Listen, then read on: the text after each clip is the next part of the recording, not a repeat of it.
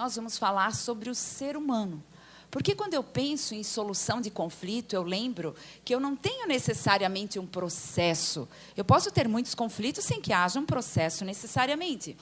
Se eu pensar nos processos, aí eu tenho milhares também. Como foi dito aqui, eu sou juíza. Na minha unidade, que é uma unidade civil em Blumenau, eu tenho mais de 8.000 processos. E há unidades onde tem muito mais do que isso. Mas não importa, porque o juiz também tem 24 horas por dia. E a gente quer se dedicar o melhor possível a cada um deles. Mas eu volto a dizer, eu estava falando no conflito. Acabei pensando no processo. Não, eu quero voltar a falar no conflito. Porque quando eu penso no conflito, eu penso no ser humano, que é o titular do direito envolvido no conflito. Ele dorme e acorda sentindo aquela angústia. Ele é a razão de ser da escolha da nossa missão. Eu lembro sempre que, ao que me parece, nós não fomos obrigados a fazer todas as escolhas da nossa vida. Não deveríamos ter sido obrigados a fazer nenhuma escolha. As escolhas são nossas. Se escolhemos o caminho do direito, é porque isso nos incomoda, isso nos angustia. A gente quer, de alguma forma, fazer dessa nossa missão. A gente quer ajudar o senhor João a resolver o seu conflito. Isso nos dá prazer, isso nos dá satisfação. E aí nós escolhemos o caminho do sistema de justiça, onde... no qual participam inúmeros profissionais, eu como juíza, muitos de vocês como advogados, outros como professores, e assim sucessivamente, poderíamos falar no Ministério Público em vários cargos, cada um desempenhando o seu papel. Mas vejam, o caminho é o mesmo, e o que nos trouxe para esse caminho também é o mesmo sentido. E me parece que, às vezes, a gente esquece. Essa realmente é uma questão que me intriga muito. Porque nós nascemos, quando crianças, com tanta inquietação, e nós vamos perdendo essa inquietação com o tempo. Porque, quando crianças, nós nascemos com tanta criatividade, capacidade de encontrar as melhores soluções, inclusive para resolver os problemas, e nós vamos perdendo. E hoje, quando eu vejo um certo distanciamento entre aquilo que o advogado busca e o que o juiz parece buscar, eu digo, não, poderia ser assim. Nós estamos buscando a mesma coisa. O barco é o mesmo, o caminho é o mesmo. O universo onde estamos inseridos, nós, juízes, advogados e o senhor João, representando aqui o cidadão, o jurisdicionado, já que o nome dele foi citado anteriormente, estamos compondo o mesmo universo. Queiramos ou não, nós fazemos parte dele e há uma interdependência muito forte entre cada um de nós. A mesma interdependência que há na natureza, entre as pessoas, os seres vivos, de um modo geral, e a natureza, em tudo que integra a natureza. Mas, então, dessa forma, falando numa solução mais natural, é que eu venho propor esse assunto. Nós vamos falar sobre a mediação e a conciliação no novo... O transferidor de slides, né? Pode deixar, obrigada. No novo Código de Processo Civil. Vejam, nessa figura já há um propósito. Porque, de um lado, numa peça do quebra-cabeça, porque eu iniciei falando em sentido, lembram? Nós estamos buscando e precisamos nos reconectar com o sentido da missão que escolhemos. Pois bem, numa pecinha dessas, eu tenho o Estado prometendo resolver os conflitos, principalmente quando o Estado faz na Constituição a promessa de que toda lesão ou ameaça ao direito será apreciada pelo Poder Judiciário. E vejam, meus caros, apreciada é muito mais do que um simples apreciar, é resolvida. O Poder Judiciário promete que vai resolver. E, do outro lado, eu tenho o cidadão, a sociedade trazendo o seu conflito, confiando no Poder Judiciário. E, estando eu aqui na Casa dos Advogados, eu quero dizer que, antes de confiar no Poder Judiciário, o cidadão confia em cada um dos senhores como advogados. Porque os senhores foram escolhidos para merecer a confiança daquela pessoa, do senhor João e da dona Maria. Então, há de ter um grande sentido em tudo isso. E aí, quando nós olhamos para aquilo que nos cerca, e mesmo que não olharmos, aquilo vai continuar nos cercando, eu me pergunto sobre o que há nessa realidade que integramos, que vivenciamos. O que vemos? E aí nós vemos as notícias as mais diversas. Eu trago aqui a questão das rebeliões, onde aconteceram 26 mortes, e eu falo de um fato recente ocorrido em nosso país. Eu falo das metas estabelecidas pelo CNJ, também propondo dados quantitativos que acabam por nos cegar diante daquele sentido que eu falava antes, porque o sentido está conectado com a qualidade daquilo que eu busco. E assim sucessivamente, falo da violência doméstica, mas eu nem precisaria trazer esses recortes. São notícias que os senhores ouvem no noticiário enquanto tomam café da manhã com os seus filhos, com o seu parceiro, a sua parceira. São notícias que a gente ouve no carro enquanto a gente vai trabalhar. São notícias que deveriam nos angustiar tanto quanto o foram quando fizemos as nossas escolhas. Me surpreende quando a gente se dá conta de que as notícias nos jornais estão trazendo dados assustadores pela gravidade com que a violência vem aumentando em nosso país, porque eu estou falando do nosso país, mas não é só aqui, eu poderia estar falando em todo o sistema, e nós trabalharmos com isso com naturalidade, como se fosse apenas mais uma notícia, apenas mais uma rebelião. 26 mortos. Violência doméstica, mais de 1 milhão de processos em 2016. São mais atos de violência doméstica. Não deveria ser assim. Porque tudo isso nos impacta, como eu falei. E aí a pergunta que eu faço é o que nós sentimos com tudo isso. E eu diria mais, a pergunta deveria ser mais ampla, deveria proporcionar um olhar ainda mais distante. O que o cidadão sente? Como nós nos colocamos diante desse cenário, onde a violência toma um espaço muito maior do que se deveria proporcionar? Vejam os senhores que a violência compõe o próprio sentido da palavra conflito. Eu falei em conflito há pouco, e outro dia, lendo uma obra sobre teoria do conflito, me dei conta nas palavras do próprio autor que iniciava a obra, e ele nem é do mundo jurídico, do mundo da psicologia. Ele dizia, eu não entendo. Parecia eu vendo o doutrinador, o autor, porque a gente conversa com os autores, não é? Parecia vendo aquele autor dizendo, eu não entendo como os profissionais do direito passam 5 anos na faculdade, estudam as leis, estudam como litigar, enfim, né, nós sabemos bem o que nós estudamos durante toda a faculdade, mas não estudam sobre a teoria do conflito. E aí ele começa me provocando, dizendo assim, olha, Quitéria, qual é o conceito de conflito para você? Vai lá, abre o dicionário. E quando a gente olha o dicionário, meu Deus, conflito é uma coisa horrível. Conflito é luta, conflito é embate, é disputa, é alguma coisa que a gente não quer vivenciar. Então, o conflito dói. Mas, ora, quando a gente sofre, a gente cresce, porque a gente aprende. Então, eu posso, sim, proporcionar uma visão diferente do conflito. Se a pessoa está passando por algum problema, que eu vou chamar aqui de conflito, é porque ele tem ali uma oportunidade de superação. E a superação vem com aprendizado. E o aprendizado vale muito mais do que qualquer sentença, ou do que o melhor acórdão, ou mesmo o IRDR, o que fosse poderia alcançar. Porque o aprendizado proporciona a prevenção de novos conflitos. Vai fazer com que aquela pessoa consiga lidar com os outros conflitos que naturalmente vão surgir na vida dele. Se eu pensar na ótica do Poder Judiciário, eu vou dizer, opa, serão conflitos que deixarão de ser judicializados. Mas eu não entrei no Poder Judiciário para trabalhar com as estatísticas do que é judicializado, do que entra ou do que sai. Lembram? Eu entrei para falar sobre o conflito, para tentar prestar a minha contribuição.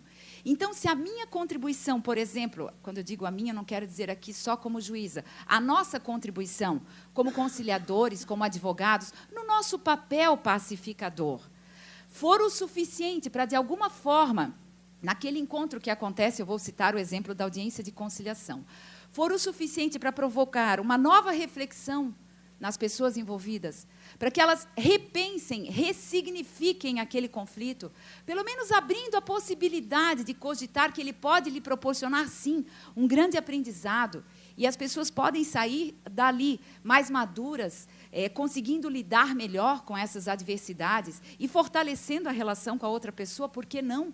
Muito mais, mas muito mais do que qualquer sentença poderia proporcionar em termos de resultado a essas pessoas, eu diria para vocês que nem importa o resultado. Nem importa se eu vou clicar na estatística para dizer que aquela audiência foi bem-sucedida, porque houve um acordo, opa, homologação de acordo. Não, eu aprendi que se as pessoas conseguem ser tocadas, no sentido de se sentirem provocadas a repensar o conflito durante uma audiência, ela acontece no início da tramitação, como nós vimos, ainda que o acordo não aconteça naquele momento, o processo de reflexão no tempo delas estará se desenvolvendo enquanto o processo tramita. E nós sabemos que o processo tramita não necessariamente com a agilidade esperada pela pessoa, mas dentro dela, no tempo dela, aquelas reflexões ditas durante a audiência podem estar processando uma mudança de significado no conflito.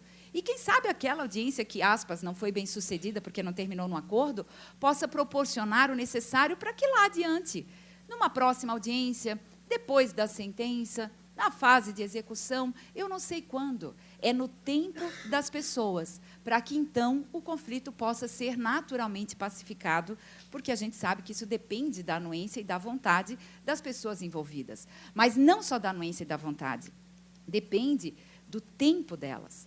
Tempo que nós, pela nossa pressa, pela nossa até arrogância intelectual, se me permitirem dizer assim, a gente não tem para respeitar. A gente acha que as coisas têm que ser no nosso tempo, no tempo do legislador, no tempo da nossa agenda, no tempo da pauta de audiências do juiz, e a vida real não é assim. A cada problema que eu tenho, por exemplo, um problema para ser discutido em casa, numa relação familiar, o meu tempo é completamente diferente do tempo do meu marido. E eu imagino que com os senhores não seja diferente. Para uma criança é diferente de um adolescente, para um idoso também será diferente, porque nós trazemos a nossa história de vida conosco. Nós vamos nos transformando o tempo todo. Então, esse tempo é o que a gente chama de cronobiológico. O tempo cronobiológico é diferente do tempo que nós conhecemos cronológico. Mas nós queremos o tempo cronológico, e o legislador vem e diz, olha, a audiência tem que ter pelo menos 20 minutos. Eu não faço uma crítica ao legislador, porque eu penso na intenção. Ora, ele queria que elas não fossem de 5 minutos. Ele queria dizer, querido, por favor, pelo menos 20. Nós começamos realizando essa primeira audiência com 30, hoje eu me convenci que 45 minutos, no mínimo, é o necessário para que eu consiga proporcionar aquilo que a pessoa busca ali. E, para isso, eu preciso de tempo. Porque, olhando para o relógio, não dá para demonstrar a ela que ela está merecendo a atenção, está recebendo a atenção que busca. E aí, o que nós fazemos? Enfim, o que nós fazemos com tudo isso que nós e que os outros sentem, né? Nós sentimos e os outros também. O que fazemos com isso? Eu julgo.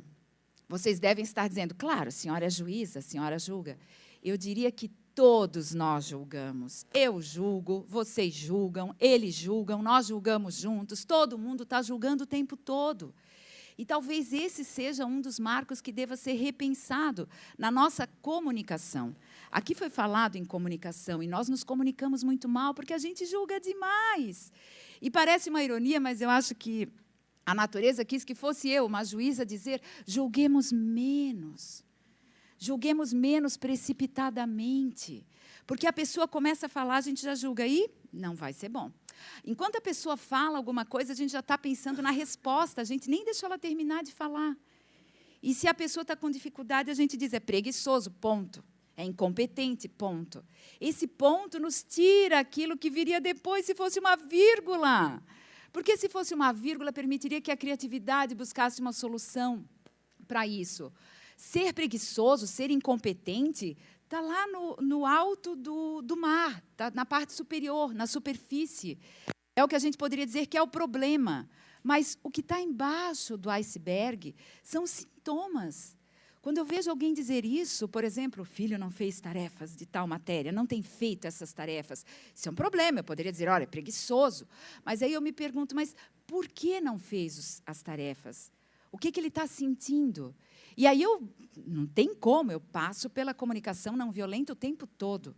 Foi um soco no estômago, tudo aquilo que o Rosenberg ensinou na obra Comunicação Não Violenta, porque ele disse, olha, Quitéria, você tem que observar. Eu pensei, opa, isso eu faço bem. Mas você tem que prestar atenção no sentimento das pessoas. E, a partir dos sentimentos dela, você vai identificar os interesses. Só depois você vai conseguir identificar o que ela verdadeiramente quer.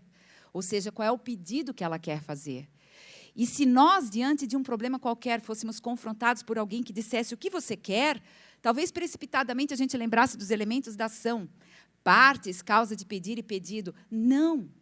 Muitas vezes eu estou numa audiência, e eu digo mesmo que a sala de audiências é um espaço sagrado, porque ali é o espaço da vida real. Ali está o senhor João, ali está a dona Maria, ali estou eu em contato com a minha missão, com as minhas escolhas, os advogados, ali estão as pessoas que querem estar.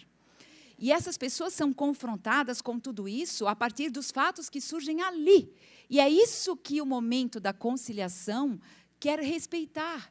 E, às vezes, esse resultado do que a pessoa quer não confere com aquele pedido tecnicamente formulado pelo advogado na petição inicial. E não é porque tenha havido algum problema, não. É porque no dia que a pessoa conversou com o advogado, ela era uma. No dia da audiência, ela não é a mesma. Amanhã, os senhores não serão mais os mesmos. Eu espero que não. Eu espero que algo do que seja dito aqui por todos nós, de alguma forma, sirva para nos impactar e nos transformar. Porque esse é o sentido da vida. A gente se transforma o tempo todo. E sempre para melhor, aumentando a nossa compreensão. Mas, então, o apelo que eu faço é para que nós julguemos menos. Eu fiz uma participação no TEDx Blumenau falando sobre isso, cujo título era Como pais, somos muitos juízes. Porque eu entendo que a grande transformação que nós queremos ver operada na sociedade, ela vai acontecer naturalmente se nós nos permitirmos transformar sob esse olhar que eu trago também, né? Mas nós precisamos proporcionar que as gerações que estão vindo, que são os nossos filhos, que eles se permitam ter contato com o conflito de uma forma construtiva. Que, ao invés de julgar tão rapidamente, porque isso os pais fazem em casa o tempo todo, eu, com 4 filhos, dizia, não, você vai para a direita, você vai para a esquerda. Até o dia que eu percebi, opa, como eu vou ensiná-lo a lidar com o conflito se eu julgo por ele? E, sabem, quando eu percebi que eu estava agindo mal como mãe, quando eu olhava para as pessoas adultas numa audiência e, muitas vezes, depois de conscientizá-las sobre o papel, o poder que elas têm de dizer o que desejam, e elas olhavam para mim e diziam, eu prefiro que a senhora julgue.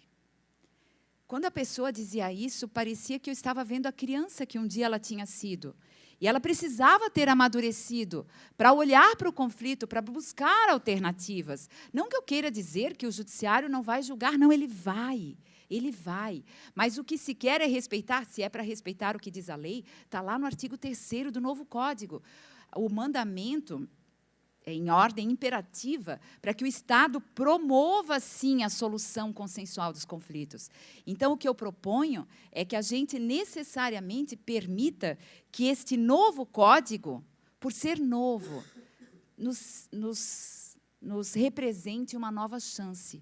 Porque todo novo começo pode ser, sim, e ele é sempre uma nova chance. Depende muito do que nós faremos com esta nova chance que está sendo colocada diante de nós. E as alternativas que nós dispomos são muitas. Eu poderia ter feito aqui uma porta só, porque, convenhamos, senhores, alguém nos conta um problema, quando criança, a gente conta para o pai diz a solução, a gente cumpre.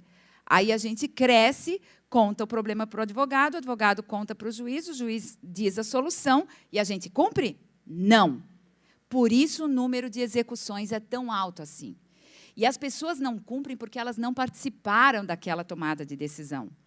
O dia que eu percebi que as minhas ordens não estavam, as minhas alternativas de solução, não estavam resolvendo um problema concreto familiar envolvendo os filhos, que era o lugar onde eles iam sentar no carro quando eu ia buscá-los na escola. Vejam, senhores, eu ia com a maior alegria buscá-los, na expectativa de ter um momento de alegria, de felicidade, e eles sempre brigavam pelo direito de se sentar no banco dianteiro.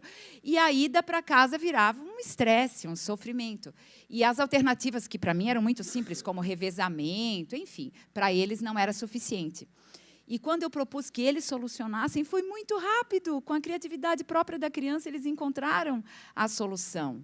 Mas eu tive que permitir isso, ou seja, eu tive que me conter no sentido de não julgue, Quitéria, deixe eles encontrarem a solução. E com isso eu quero dizer que há sim outras portas, e é isto que o novo código quer nos provocar a abrir, a conhecer. Só que aí eu preciso lembrar das palavras de Rubem Alves, quando ele diz que a inteligência precisa do esquecimento. Ela precisa. Meus caros, nós temos um novo código. Como eu disse, ele é um novo, ele pode nos proporcionar uma nova chance, porque é novo. E nós trazemos do passado, da nossa história, experiências que talvez não tenham sido muito bem-sucedidas, porque nós nunca tivemos na nossa cultura essa habilidade de lidar bem com a conciliação. Então, hoje as pessoas pensam na audiência do 334, olhando com aquilo que a experiência proporcionou a cada um de nós, a gente diz, não vai dar certo. Não, é um ato processual a mais, deixa o processo seguir. Vai tomar um tempo que é caro ao processo, meu Deus. Depois da réplica, o processo vai ficar meses, porque até a réplica ele até caminha com uma certa agilidade, petição, contestação e réplica. E depois?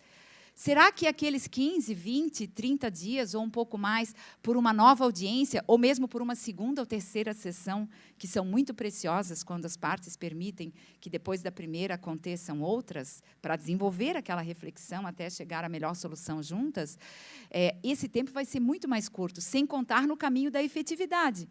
Nas aulas, na palestra que nós tivemos há pouco sobre execução, me veio muito claro o índice de execuções que nós temos, de fases de cumprimento, fundadas em acordo. É quase zero. É quase zero. É quase zero porque as pessoas participaram daquela tomada de decisão. Quando a pessoa não participa, ela recebe a decisão, tira o dinheiro da conta bancária, né, tira o próprio patrimônio e a luta continua. Luta como luta mesmo, né, como disputa no sentido negativo. E quem vai operar essa mudança? Não tem outra saída. Nós. E vejam, senhores, que precisa, sim, de toda essa participação como um ciclo. Precisa do juiz, embora precise menos. Precisa mais do conciliador, mediador, do que do juiz. Mas precisa também, mais ainda, do advogado, porque foi nele que a parte depositou a confiança. Ele foi o escolhido para isso. Mas precisa muito mais da parte.